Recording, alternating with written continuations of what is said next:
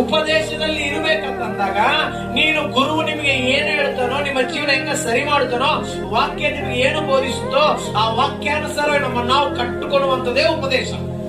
ಆಮೇಲೆ ವಾಕ್ಯಗಳು, ಪ್ರಸಂಗಗಳು ನಾವು ಕೇಳ್ತಿದ್ವಿ, ಆದ್ರೆ ಉಪದೇಶದಿಂದ ಆಮೇಲೆ ಈ ಉಪದೇಶ ಎಲ್ಲಿ ಸಿಗುತ್ತೆ ಅಂದ್ರೆ ದೇವರ ಸನ್ನಿಧಿಯಲ್ಲಿ ಸಿಗುತ್ತೆ. ಆಮೇಲೆ ದೇವರ ಸನ್ನಿಧಾನದಲ್ಲಿ ಉಪದೇಶ ಸಿಗುತ್ತೆ. ಉಪದೇಶದಲ್ಲಿ ನಾವು ಬೆಳೆಯುವಂತರಾಗಿರ್ಬೇಕು, ನಮ್ಮ ಜೀವನ ಕಟ್ಟುಕೊಳ್ಳುವಂತದಾಗಿರ್ಬೇಕು, ನಮ್ಮ ಮಾನಸಿಕ ಪರಿಸ್ಥಿತಿ, ಆತ್ಮೀಯ ಪರಿಸ್ಥಿತಿಯನ್ನು ಸರಿ ಮಾಡಿಕೊಳ್ಳುವ ಪರಿಸ್ಥಿತಿ ನಮಗೆ ಬೇಕು. ಆಮೇಲೆ ಹಲ್ಲೆಲೂಯಾ.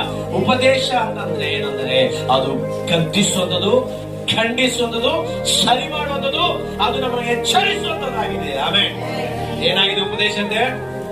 ಉಪದೇಶ ಅಂದ್ರೆ ಏನಂದ್ರೆ ಅದು ಖಂಡಿಸುವಂಥದ್ದು, ಗರ್ಜಿಸುವಂಥದ್ದು, ಎಚ್ಚರಿಸುವಂಥದ್ದು, ಸರಿಪಡಿಸುವಂಥದ್ದು, ಇದು ಉಪದೇಶ. ಅದಕ್ಕೆ ಈ ಅಂತ್ಯ ದಿನಗಳಲ್ಲಿ ಬಹಳ ಜನ ಉಪದೇಶದಲ್ಲಿ ನಿಂತುಕೊಳ್ಳಕ್ಕೆ ಇಷ್ಟಪಡಲ್ಲ.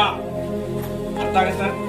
ಪ್ರಸಂಗ ಕೇಳಕ್ ಇಷ್ಟಪಡ್ತೀನಿ, ಉಪದೇಶದಲ್ಲಿ ನಿಂತ್ಕೋಬೇಕಂದ್ರೆ ಈ ಲೋಕದ ಜನರಿಗೆ ಏನಾಗ್ತಿದೆ ಅಂದ್ರೆ ಉಪದೇಶದಲ್ಲಿ ನಿಂತುಕೊಂಡು ಅವನು ನಿಜವಾಗ್ಲೂ ನಿಜವಾದ ಶಿಷ್ಯನಾಗ್ತಾನೆ. ಆಮೇಲೆ ಉಪದೇಶದಲ್ಲಿ ಕಲ್ತ್ಕೊಂಡಿದವನು ತನ್ನ ಜೀವನ ಸರಿ ಮಾಡ್ಕೊತಾನೆ, ಪ್ರಭುಗೆ ಇಷ್ಟವಾದ ವ್ಯಕ್ತನಾಗಿ ಬದುಕುತ್ತಾನೆ. ಆಮೇಲೆ ಉಪದೇಶ ಇಲ್ಲ, ಏನು ನನಗೆ ಬೇಕಾದಂತ ಮಾತುಗಳು ಬೇಕಂತ